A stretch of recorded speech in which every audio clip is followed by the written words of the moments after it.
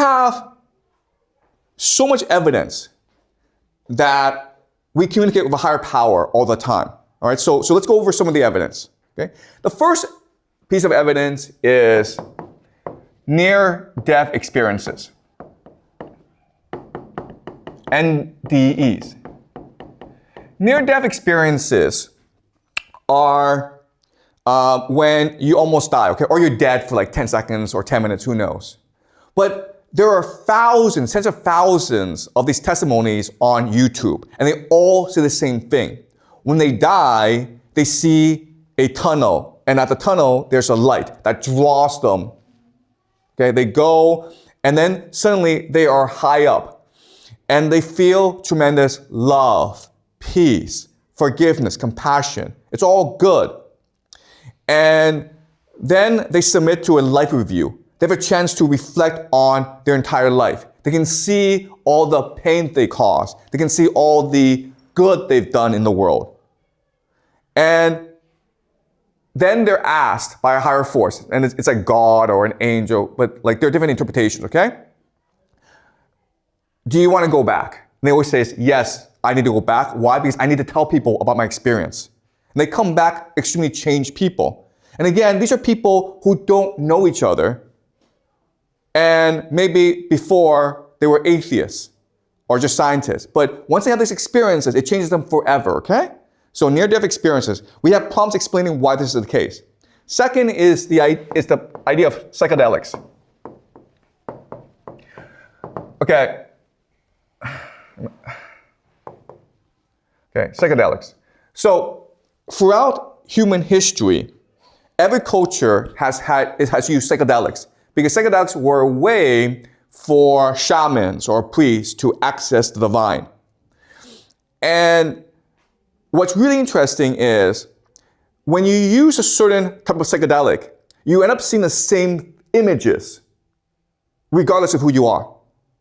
Okay? And that's why civilizations throughout human history, what's amazing is if you go back to the ancient past and you look at different civilizations in different parts of the world, they have very similar statues and paintings, okay? So what's a very common motif is the idea of the cosmic serpent. For whatever reason, every early civilization has worshipped a serpent, or the serpent is a very important part of their culture. And it's possible that when there are psychedelics and they're meditating, they see a serpent talking to them. And they see that as the serpent of life, okay?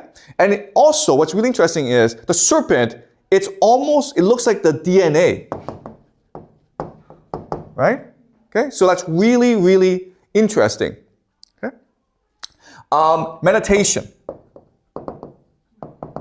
When people meditate, when you go up to a higher dimension, you end up having the same experience of psychedelics and near-death experiences. Also, great books. I myself have never done psychedelics. I obviously can't go back in the past and study these civilizations. I never had a near-death experiences, but I've read Dante, I've read Milton, I've read Homer, I've studied them very, very closely. And what's amazing to me is they say the same things. When Dante, in his Divine Comedy, when he describes the universe, when he describes God, when he describes the heavens, it's almost as though he's describing a near-death experience. Even though we have absolutely no evidence that Dante himself had a near-death experiences. Okay? So this is shocking.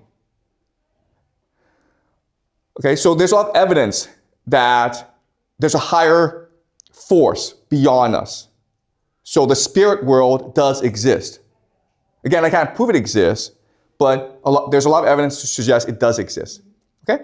So now the question then is, if our current model of reality doesn't really work, what is another possibility? Okay? And in this class, I'm not trying to tell you what is true, but I'm just trying to present to you new possibilities. So what I'm going to do now is I will present to you a new possibility of how reality is structured, okay? All right, so to begin, let's talk about Kant. Immanuel Kant was the greatest philosopher who ever lived, the most influential philosopher who ever lived. because he introduced us the idea that we are not observers of reality, we are participants in reality. All right? So let me explain what he means.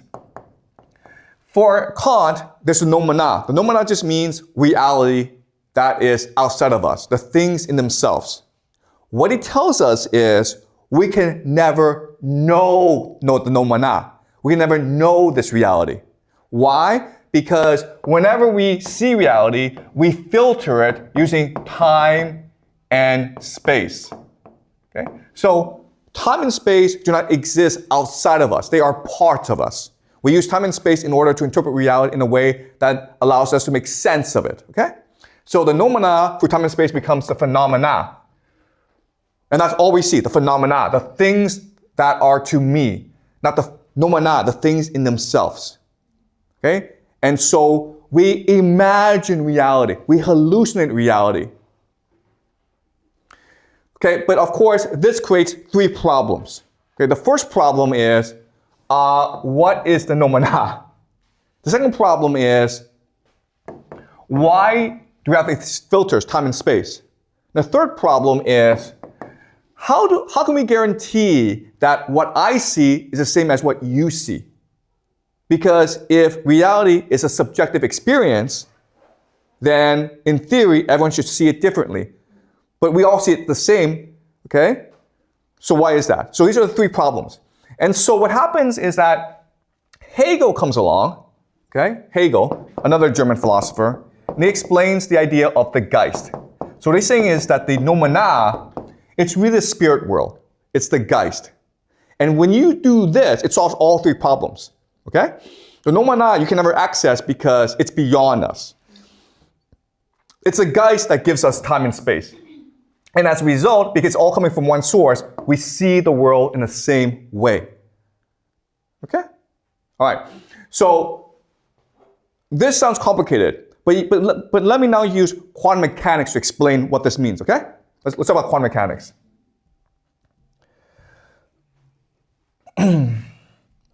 Okay, so in science class, you're taught the Neal-Bohr model of the atom. Okay, it's a simple model. You have the nucleus, and then around the nucleus, you have these electrons that orbit the nucleus. Okay, you're taught this in physics class. If you are in a more advanced physics, you will taught that it's actually an electron cloud. Why? Because we never know for sure where electrons are. So we can only know the probability of where they are in orbit, okay? So it's called an electron cloud. And this is what you're taught in school. When you go to university, you will be taught this is completely and utterly wrong. Why? Because this assumes that these atoms are matter, they're solid.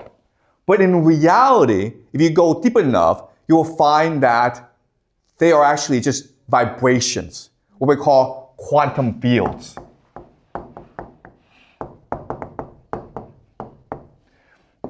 And they are just vibrations. And what the electron really is an intersection of these quantum fields. Also, these quantum fields can always exist in two states. The first is as a wave. The second is as a particle. Okay? And we can only know if it's a wave or a particle by observing it. And this is what's called a wave function collapse. In other words, all of nature is vibrational. It's energy.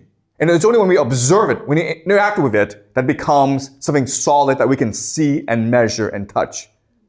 Okay? It's called a wave function collapse. Okay? So, this is complicated. So, a physicist named Ernst Schrödinger, he creates a thought experiment called Schrödinger's cat. Okay? You may have heard of it, Schrödinger's cat. And so, imagine a box, and inside is a cat. And then the cat, inside the box is also some toxic chemicals that may or may not break. If it breaks, the cat dies. If it doesn't break, the cat's still alive. And what Schrödinger teaches us is that when the box is unopened, we can never know the state of the cat. It's only when we open it can we know it's dead or alive. But before then, it's both dead and alive. Okay? That's simple to understand. But then another physicist introduced a new concept called the friend experiment, or Wigner's friend. And this is more complicated because he says, okay, if you are the experimenter and you open a box, you now know the state of the cat. But what if you're a friend? Okay? You don't see the box. You're outside the laboratory. When the experimenter opens the box, does the wave function collapse? And the answer is, it does not. Okay? It does not. And what this is telling us is there is no objective reality that exists outside of you. When the experimenter opens the box, the wave function collapses for him, but does not collapse for the observer and for anyone else. We have to open the box ourselves in order to see if the cat is alive or dead. Okay? But what if this person tells us? The answer is, it still doesn't collapse. We have to participate in the reality ourselves. And what this is saying, okay, this is hard to understand, is that everyone lives in his or her own reality. Everyone has a unique universe onto himself or herself. And that's what quantum mechanics teaches us. Okay? All right.